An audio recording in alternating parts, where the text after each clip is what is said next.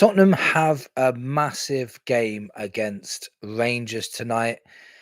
And when I say massive, it's because we cannot afford now to not finish in that top eight.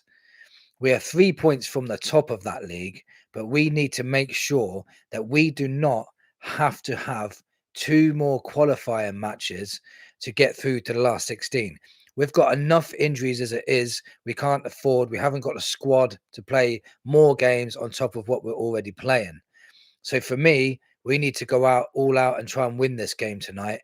We've got, I think, Hoffenheim and Elfsborg after this, which are winnable games, but I feel we need to make sure we get over the line in this game, get one more win after this to guarantee the eighth place, top eight, and then there's no more European games then until March. We can slowly get our squad back together without the pressure of 3 games per week every week. So it's massively important that we get this win against Rangers. Rangers' form has been very good. They haven't lost in the last 8 games. I think they've scored 21 goals in that time. They've won 6 of those games and drawn 2. They've won the last European match, Europa League. They won 4-1 away to Nice, which was a good result. Rangers at home is going to be daunting, especially for our younger guys. So it's a time for like Bergvall and Gray to step up into these games. We haven't really got chance to rest any players because most of the team that we can put out will have to play probably Sunday, but we really do need to rest at some point because we've got a massive, even bigger game against Manchester United next week in the quarterfinal of the League Cup. This is a massive week for Spurs. Big week. If we can get a victory over Rangers and beat Manchester United as well in these 3 games coming up, that would really put us on course for our season to start, looking a bit brighter. Tottenham, on the other hand, are very inconsistent. The last game we lost was against Chelsea. I feel that we played a lot better against Chelsea than we did against Bournemouth. We were much more fluent in the attack, was, better on the ball until the second half, where I feel we dipped a little bit, but I think that's still down to, fatigue because we're playing week in, week out, 3 games a week. The squad's very thin. You can't underestimate how important it is to have your full squad playing when you've got such a small squad like us. We definitely need to make this squad bigger. We need at least 30 people in our squad, a 30-man squad.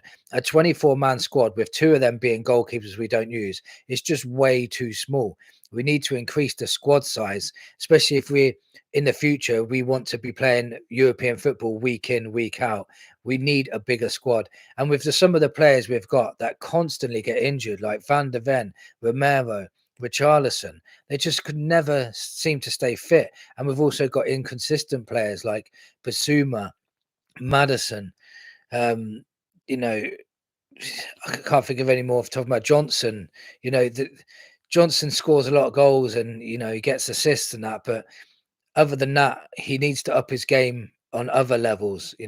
Become more of a dangerous threat up front, because other than scoring the goals and getting on the end of things, he doesn't really bring much to our team. I think he's going to be available as well for tonight's game. So I think let me just go through a team that I think that we're going to be putting out. So I'd say Forster's definitely got to be in goal. Let's hope nothing happens to him before the Man United game. It's either Porro or it has to be Porro. With Spence is illegible, and I think we might need Gray in the centre of defence. So it's going to have to be Porro who's going to be overplayed again, and it's not good. We're going to have Dragushin at the back, right centre back, and then I think Gray's going to come in because I don't think Van der Ven's ready to come back yet. And I wouldn't rush him back anyway. I'd rather play him for the Man United game if he can come back for that game.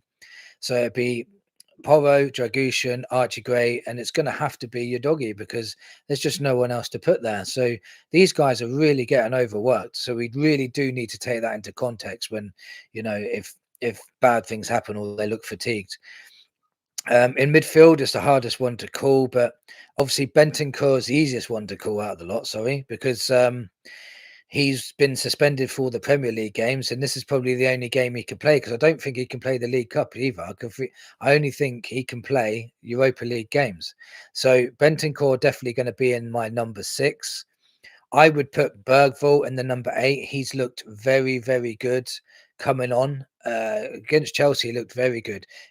In my opinion, he changed the tempo of the match into our favour. His ball range, passing range was very good. He was getting on the ball fast. He was sharp. He was going into the tackles. He wasn't afraid to put his foot in. He just needs to have a 90 minutes against Rangers, see what he does. If he performs against Rangers, then we know, he can be relied upon.